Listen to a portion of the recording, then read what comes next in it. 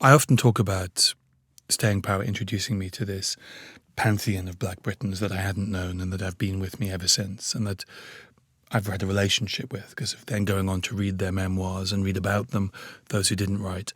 And equally true is it taught me about people like Edward Long. It taught me about the architects of British racism. And those introductions, although a lot less pleasant than meeting Equiano or Mary Prince, are just as important. Because I remember being in discussions when I was a kid, and people would say,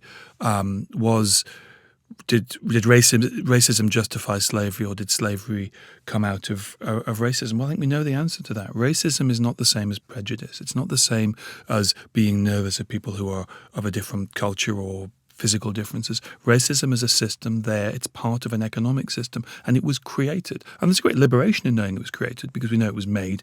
We know it can technically, in theory, one day perhaps be unmade.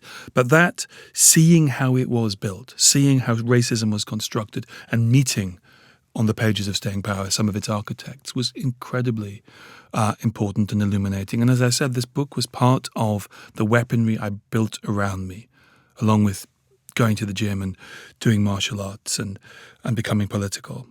And so there's that phrase they used to use in the Second World War, know your enemy. I met my enemies on the pages of Staying Power.